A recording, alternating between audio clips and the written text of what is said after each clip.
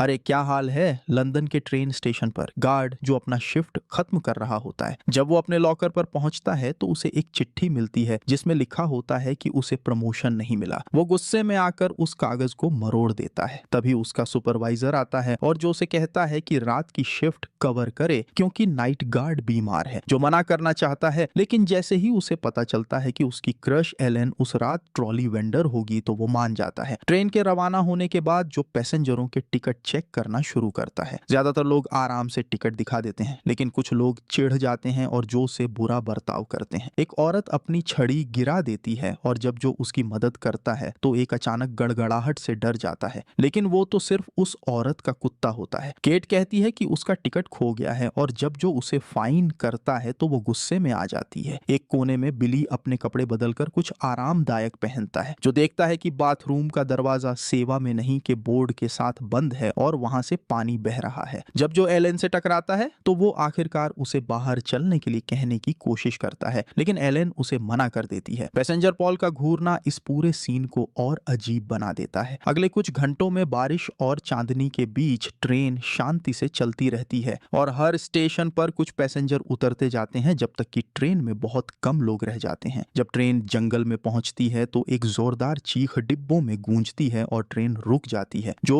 डिब्बों को पार करते हुए देखने जाता है कि क्या हुआ और एक दरवाजे के पीछे एक परछाई देखता है, लेकिन जैसे ही वो दरवाजा खोलने वाला होता है अचानक लाउड स्पीकर की आवाज से डर जाता है। ड्राइवर अनाउंस करता है कि ट्रेन ने रास्ते में किसी चीज को टक्कर मारी है और पैसेंजरों से शांति बनाए रखने को कहता है। जो आखिरकार दरवाजा खोलता है और देखता है कि एलेन की ट्रॉली गिर गई है। वो उसे उठाने की कोशिश करता है लेकिन नहीं कर पाता, तो एड्रियन आकर ट्रॉली को उठाता है। जो कुछ जमीन पर दो चाबियों का सेट मिलता है और वो चौंक जाता है जब सुनता है कि दोनों ही एड्रियन की हैं। बहुत सारे पैसेंजर घबराए हुए हैं तो जो उन्हें शांत कराने की पूरी कोशिश करता है। वो ड्राइवर टोनी को रेडियो से संपर्क करने की भी कोशिश करता है, लेकिन कोई जवाब नहीं मिलता। फिर वो लाउड स्पीकर से पैसेंजरों से धैर्य रखने को कहता है। इस बीच टोनी ट्रेन से बाहर निकलता है यह देखने के लिए कि क्या हुआ था और उसे पता चलता है कि उन्होंने एक हिरण को टक्कर मारी है जो अब पहियों में फंस गया है। वो उसे खींचने की कोशिश करता है लेकिन उसमें ताकत नहीं होती। तभी टोनी को पीछे कुछ आवाज सुनाई देती है और जब वो मुड़ता है तो एक रहस्यमयी प्राणी उस पर हमला कर देता है और खाने लगता है। उसका खून खिड़की पर बिखर जाता है, लेकिन बारिश उसे धो देती है इससे पहले कि कोई और देख पाए। ट्रेन में जो इंतजार करते करते थक जाता है और अपनी चाबियों से कंट्रोल रूम का दरवाजा खोलता है, लेकिन वहां कोई नहीं होता। फिर वो बाहर देखता है लेकिन टोनी नहीं दिखता। फिर वो एलेन से कहता है कि पैसेंजरों को कुछ फ्री स्नैक्स देकर शांत रखे और खुद बाहर झांककर थोड़ी देर देखता है, लेकिन फिर भी कुछ नहीं मिलता। जो कंपनी की रेस्क्यू टीम को कॉल करता है जो बताती है कि तूफान की वजह से बहुत सारी दुर्घटनाएं हुई हैं और वो देर से पहुंचेंगे। फोन का सिग्नल खराब होता है और बहुत सारा शोर आता है, लेकिन जो यह समझ पाता है कि वे 4 घंटे में आएंगे। फिर जो पैसेंजरों को 4 घंटे के इंतजार की जानकारी देता है जिससे वे घबरा जाते हैं। जब वो बताता है कि ड्राइवर गायब है तो शिकायतें और बढ़ जाती हैं, इसलिए एड्रियन चिल्लाकर सबको चुप कराता है। वो कहता है कि किसी का फोन नेटवर्क नहीं है तो उन्हें अगला स्टेशन तक पैदल जाना चाहिए और मदद मांगनी चाहिए। जो समझाने की कोशिश करता है कि यह खतरनाक है और उसकी नौकरी जा सकती है, लेकिन पैसेंजर सब मिलकर उसके खिलाफ हो जाते हैं और उसे गाइड बनने के लिए मानना पड़ता है। जो दरवाजा खोलता है और पूरा ग्रुप लाइन बनाकर ट्रेन के बगल से चलने लगता है। उन्हें ये नहीं पता कि कोई उन्हें जंगल से देख रहा है। आखिरकार उन्हें झाड़ियों में कुछ हलचल सुनाई देती है तो जो और एलेन जाकर देखते हैं। उनके आश्चर्य की बात यह होती है कि उन्हें जमीन पर टोनी की बुरी तरह से कटी फटी लाश मिलती है। दोनों तुरंत वापस लौटते हैं और पैसेंजरों को ट्रेन में वापस जाने की चेतावनी देते हैं, जबकि दूर से भयानक भौंकने और गुर्राने की आवाजें आती हैं। जो को दरवाजा खोलने में कुछ सेकंड लगते हैं और सभी डर के मारे दौड़कर ट्रेन में वापस जाते हैं। एक बूढ़ा जोड़ा अपनी उम्र के कारण बाकियों से धीमे होता है और जब वो आखिरकार अंदर कूदने वाले होते हैं तो एक राक्षस जेनी की टांग पकड़ लेता है। वो राक्षस जेनी को दरवाजों के बीच ऊपर नीचे झुलाता है, इससे पहले कि बाकी लोग उसे अंदर खींच पाते और दरवाजा बंद कर देते हैं। फिर जेनी को एक सीट पर ले जाया जाता है जहां एलेन पानी से उसका जख्म धोती है और जितना हो सके उतना अच्छे से पट्टी करती है। बिली और मैथ्यू टॉर्च लेकर खिड़की से बाहर देखने की कोशिश करते हैं, लेकिन उन्हें कुछ दिखाई नहीं देता। जब जो दरवाजे को चेक करता है ये सुनिश्चित करने के लिए कि वो ठीक से बंद है, तो अचानक वो वो राक्षस डिब्बे को मारता है और गुर्राता है। पूरा ग्रुप फैसला करता है कि सबको जितना हो सके उतना चुप रहना चाहिए। उन्हें उस प्राणी के पंजों की आवाज सुनाई देती है जो डिब्बे को खरोंच रहा होता है। वो तब तक इंतजार करते हैं जब तक कि वो चीख ट्रेन से दूर न चली जाए। फिर जो कंट्रोल रूम में जाकर ट्रेन का फोन इस्तेमाल करने की कोशिश करता है, लेकिन कोई सिग्नल नहीं होता। तभी बिली वहां आता है और बताता है कि वो इंजीनियरिंग का स्टूडेंट है। कंट्रोल्स को देखकर बिली समझ जाता है कि जब ट्रेन ने टक्कर मारी तब ईंधन की लाइन में लीकेज हो गया है। अगर उसे ठीक नहीं किया गया तो ट्रेन दोबारा नहीं चल पाएगी। बाहर दिखाया जाता है कि ट्रेन की एंटीना टूटी हुई है, जिससे लगता है कि वो प्राणी ही इसका जिम्मेदार है, जो पैसेंजरों को पूरी स्थिति समझाता है और सब इस बात पर बहस करने लगते हैं कि उन पर हमला करने वाला जानवर कौन सा है। एड्रियन कहता है कि वो भालू था, लेकिन नीना कहती है कि भालू कभी नहीं चिल्लाते। जेनी कहती है कि वो जानवर नहीं था, कुछ ज्यादा इंसानी था, लेकिन बाकी सबको लगता है कि ये उसका सदमा बोल रहा है। तभी उन्हें किसी और डिब्बे में आवाजें आती हैं और डर लगने लगता है कि शायद वो राक्षस अंदर आने की कोशिश कर रहा है, जो एक फायर एक्सटिंग्विशर लेता है और बिली और एड्रियन के साथ जाकर जांच करता है। वो डिब्बे को धीरे धीरे पार करते हैं और देखते हैं कि आवाज बाथरूम से आ रही है। जैसे ही एड्रियन हमला करने को तैयार होता है, जो दरवाजा खोलता है और पॉल बाहर गिरता है। पता चलता है कि वो टक्कर से पहले से ही वहां फंसा हुआ था। चारों वापस ग्रुप के पास लौटते हैं और पॉल को पूरी कहानी बताते हैं, लेकिन राक्षस की बात सुनकर डरने की बजाय वो उदास हो जाता है कि अपनी स्टेशन की स्टॉप मिस कर दी। कुछ देर बाद वो जेनी के घाव की जांच करते हैं और देखते हैं कि वो और भी बिगड़ गया है और उसे बुखार भी है। केट देखती है कि नीना बहुत छोटी है और डर रही है, तो वो अपनी बेटी की कहानियां सुनाकर उसे दिलासा देती है। अचानक वो प्राणी फिर से दरवाजा पीटना शुरू कर देता है और फिर छत पर कूद जाता है, जिससे ट्रेन की लाइट्स झपकने लगती हैं। उसी पल नीना के फोन में सिग्नल आता है और उसे अपनी माँ की कॉल आती है, लेकिन जैसे ही वो मदद मांगने की कोशिश करती है, वो राक्षस खिड़की से अंदर घुस आता है। वो नीना की टांग पकड़कर उसे बाहर खींचता है जबकि वो चिल्लाती है। केट उसकी मदद के लिए उसका हाथ पकड़ने की कोशिश करती है, लेकिन मैथ्यू उसे पीछे खींच लेता है ताकि केट भी न पकड़ी जाए। फिर सब छत से उस प्राणी को नीना का शरीर नोचते सुनते हैं और उसका खून खिड़कियों पर दिखाई देता है। डरे हुए सब लोग दौड़कर दूसरे डिब्बे में छुप जाते हैं और केट रो पड़ती है क्योंकि कोई भी नीना को बचाने नहीं गया। एक बहस शुरू हो जाती है, लेकिन जेनी का पति गेड सबको चुप कराता है और याद दिलाता है कि अगर उन्हें बचना है तो सबको मिलकर काम करना होगा। ट्रेन में एक टूल बॉक्स होता है, तो पैसेंजर मिलकर डिब्बे के हर एंट्री पॉइंट को ट्रेन के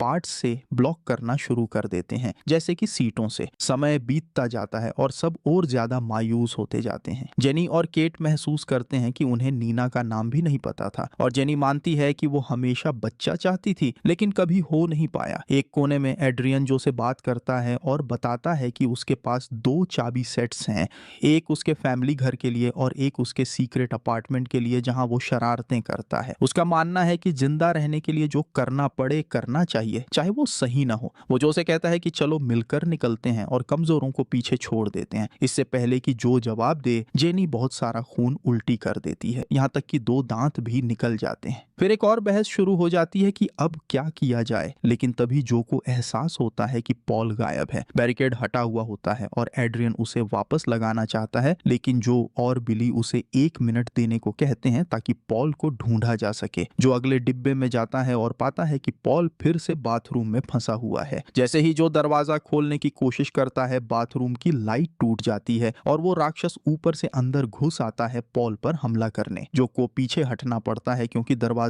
हमले में टूटने लगता है और फिर खून दरारों से बहना शुरू हो जाता है। वो एक छेद से झांक कर देखता है और पॉल का अधमरा शरीर देखकर डर से कांप जाता है। फिर वो वापस दूसरे डिब्बे में लौटने की कोशिश करता है, लेकिन पाता है कि एड्रियन ने दरवाजा बंद कर दिया है। उधर एड्रियन आवाज सुनकर ट्रेन से बाहर निकलकर भागने का सोचता है और एंट्रेंस की बैरिकेड हटाता है, लेकिन दरवाजा बंद होता है और उसकी चाबी जो के पास होती है। जो दरवाजा खोलने की पूरी कोशिश करता है और देखता है कि वो राक्षस पास आता जा रहा है। जैसे ही वो हमला करने वाला होता है, बाकी लोग आखिरकार दरवाजा खोलते हैं और जो को अंदर खींच लेते हैं, फिर से डिब्बा बंद कर देते हैं। जब ग्रुप जितनी ज्यादा चीजें हो सकें इकट्ठा करके बैरिकेड बनाने की कोशिश करता है, एड्रियन फायर एक्सटिंग्विशर से खिड़की तोड़ने की कोशिश करता है, लेकिन नाकाम रहता है। दुर्भाग्य से वो जानवर बहुत ताकतवर होता है और बैरिकेड तोड़ देता देता है, जिससे एलेन डर के मारे जमी की जमी रह जाती है। लेकिन जो फुर्ती से हरकत करता है और एलेन को रास्ते से हटा देता है इससे पहले कि वो जानवर उसे नुकसान पहुंचा सके। वो प्राणी जो का पीछा करने की कोशिश करता है और उसके चेहरे के पास घुर्राता है, तभी एलेन उसे चाकू मार देती है। जानवर तुरंत पलटकर उस पर हमला करता है और उसे दूर फेंक देता है। लड़के उस मौके का फायदा उठाते हैं और पीछे से उस पर कूद पड़ते हैं और जो भी चीज मिलती है उससे मारना और चाकू घोंपना शुरू कर देते हैं। बिली को जानवर गले से पकड़कर छत से दे मारता है, लेकिन वो उसे छोड़ देता है जब एड्रियन उसी के जख्म पर फायर एक्सटिंग्विशर मारता है। उसी समय मैथ्यू फायर और उस जानवर को बार बार मारना शुरू करता है जब तक कि वो मर न जाए। कैट को मैथ्यू को पीछे खींचना पड़ता है क्योंकि वो एकदम टूट चुका होता है। कुछ सेकंड बाद ग्रुप उस जानवर को गौर से देखता है और उसकी उंगली में एक अंगूठी देखता है। जैसा जेनी ने कहा था, वो बहुत इंसानों जैसा लगता है, तो मैथ्यू मानता है कि वो एक वेयरवुल्फ है। एड्रियन याद दिलाता है कि जिन्हें काटा जाता है वो भी बदल जाते हैं और अब सब लोग जेनी को लेकर सतर्क हो जाते हैं। कुछ पैसेंजर उस शरीर को ढक देते हैं और गेड एक पुरानी कहानी सुनाता है कि कई साल पहले इसी एरिया में एक ट्रेन पटरी से उतर गई थी। पुलिस को बहुत सारी लाशें और कटे फटे शव मिले थे, लेकिन कभी वजह नहीं मिली। वो कहता है कि शायद उस समय भी वही वेयरवुल्फ आया था। तभी जानवर जाग जाता है और जोर से चिल्लाता है, तो जो तुरंत उसके चेहरे पर फायर एक्सटिंग्विशर से मारने लगता है। जंगल में बाकी वेयरवुल्फ अपने लीडर की चीखर सुनते हैं। अचानक जेनी का चेहरा बदलने लगता है और वो भी गुर्राने लगती है। एड्रियन उसे मार देना चाहता है इससे पहले कि वो पूरी तरह बदल जाए, लेकिन गेड उसे रोकता है। बाकी पैसेंजर भी उसे पीछे धकेलते हैं, लेकिन एड्रियन जिद करता है और हार मानने से इनकार करता है। वो खुद को छुड़ाकर जेनी का गला दबाने लगता है, तो जो उसे घूंसा मार कर गिरा देता है। फिर ग्रुप एड्रियन और जेनी को बेल्ट से बांधने का फैसला करता है। इसके बाद वो एक प्लान बनाते हैं। बिली ट्रेन ठीक करने की कोशिश करेगा और एलेन को सिखाता है कि कौन से बटन दबाने हैं ताकि जैसे ही ट्रेन चले वो भाग सकें। जो लाउड स्पीकर से सबको हिम्मत दिलाने की कोशिश करता है। मैथ्यू और बिली ट्रेन से उतरते हैं और जल्दी ही लीक ढूंढ लेते हैं। बिली ट्रेन के नीचे जाकर उसे ठीक करने लगता है, जबकि मैथ्यू बाहर निगरानी करता है। ट्रेन के अंदर कैट बताती है कि उसने कुछ समय पहले एड्रियन के साथ एक हॉट नाइट बिताई थी, लेकिन एड्रियन को अपने किसी भी वन नाइट स्टैंड की याद नहीं होती। जेनी की सांस लेने में दिक्कत होने लगती है और एड्रियन जोर देता है कि कुछ करना होगा वरना देर हो जाएगी। तभी मैथ्यू जंगल में कोई आवाज सुनता है और चेक करने चला जाता है, जिससे बिली अकेला अंधेरे में रह जाता है। जंगल में मैथ्यू को नीना की मदद की आवाज सुनाई देती है और वो उसे फॉलो करता है, लेकिन पेड़ की सबसे ऊंची टहनी पर वो नीना की लाश देखता है जिसे एक वेयरवुल्फ खा रहा होता है। डर के मारे वो भागने की कोशिश करता है, लेकिन जल्द ही कई वेयरवुल्फ उसे घेर लेते हैं। वो अपने एक्स से बचने की कोशिश करता है, लेकिन काम नहीं आता और वेयरवुल्फ उस पर झपट कर उसे जिंदा खा जाते हैं। ट्रेन के अंदर सभी लोग मैथ्यू की चीखें सुनते हैं और फिर एक जोरदार भेड़िए जैसी आवाज। जेनी डर से जमी रह जाती है और एड्रियन फिर से कैट से कहता है कि उसे मार दो। बिली आखिरकार ट्रेन ठीक कर देता है और लाइट्स वापस आ जाती हैं। जो और एलेन कंट्रोल्स को समझने की कोशिश करते हैं। थोड़ी ही देर में वेयरवुल्फ ट्रेन की तरफ बढ़ने लगते हैं, तो बिली डिब्बे में छिप जाता है जब तक कि वो थोड़ा दूर ना हो जाए। लेकिन बदकिस्मती से वे सामने की खिड़की से दिखाई देते हैं और एलेन और जो डर जाते हैं, लेकिन आखिरकार ट्रेन चालू कर देते हैं। बिली को डिब्बा थामना पड़ता है ताकि पीछे न छूट जाए। अचानक जेनी पूरी तरह बदल जाती है, तो कैट भागकर एड्रियन को खोल देती है इससे पहले कि जेनी अपनी नई ताकत से खुद को छुड़ा ले। एड्रियन गेट की मदद करने की कोशिश करता है, लेकिन जेनी उसे गिरा देती है। उसी वक्त एक और वेयरवुल्फ दरवाजे पर आता है और कैट को पकड़ लेता है, जो मदद के लिए चिल्लाती है, लेकिन एड्रियन उसे वेयरवुल्फ के साथ ट्रेन से बाहर धक्का दे देता है। ट्रेन तेजी से चलती है और कैट पीछे छूट जाती है, जो जल्दी ही वेयरवुल्फ का खाना बन जाती है। गेड अपनी पत्नी से बात करने की कोशिश करता है कि वो अब भी खुद में है, लेकिन एड्रियन दोबारा जेनी से लड़ने की कोशिश करता है और उस पर रिंच से हमला करता है। गुस्से में गेड उसे मारने से पहले घूंसा मारता है। तभी जेनी अपने पति पर झपटती है और उसकी गर्दन काट लेती है, जिससे खून की धार बहने लगती है। जब जेनी एड्रियन के पर झपटने की कोशिश करती है, बिली खुद को बचाने की कोशिश में गलती से ट्रेन की मरम्मत तोड़ देता है और ट्रेन फिर से रुक जाती है। जो और एलेन कंट्रोल रूम से बाहर दौड़ते हैं और जेनी को चाकू मारते हैं इससे पहले कि वो एड्रियन को मार सके। फिर गुस्से से भरा जो एड्रियन पर कूद पड़ता है उसे पीटने के लिए, लेकिन एलेन बीच में आकर उसे रोक लेती है। तभी वेयरवुल्फ इस मौके का फायदा उठाकर ट्रेन में घुसने की कोशिश करते हैं, तो जो और एलेन तेजी से से दौड़कर दरवाजा बंद करने लगते हैं। एड्रियन को लगता है कि अगर कोई पीछे रह जाए तो उसके भागने के चांस ज्यादा हैं, तो वो जो को धक्का दे देता है, लेकिन जो बेहोश नहीं होता और तुरंत पलटकर हमला करता है। दोनों जमीन पर लड़ने लगते हैं और तभी एलेन एक धारदार मेटल का टुकड़ा उठाकर एड्रियन को काट देती है ताकि वो जो को छोड़ दे। एलेन जो की मदद करती है, लेकिन उसी वक्त एड्रियन रास्ता ब्लॉक कर देता है और दरवाजे की चाबी लेकर ट्रेन से कूद जाता है। जो और एलेन को वेयरवुल्फ जल्दी से घेर लेते हैं, लेकिन तभी बिली एक मोलोटोव बम के साथ आ जाता है।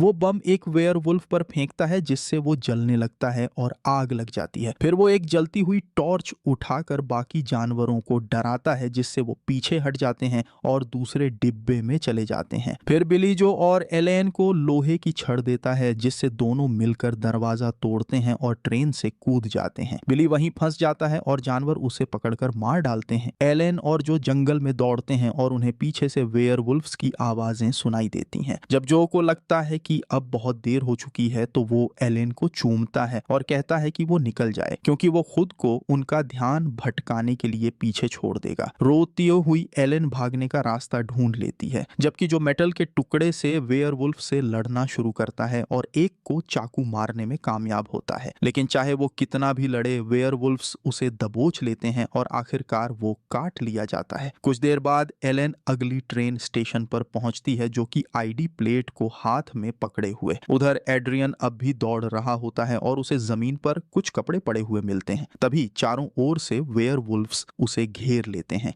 और एक नया बदला हुआ जो उस पर हमला करने के लिए कूद पड़ता है। और इसी के साथ खत्म होता है ओ उइवो 2015 की हॉरर और मिस्ट्री फिल्म। और मैं तुम्हें अगली वीडियो में इंतजार करूंगा।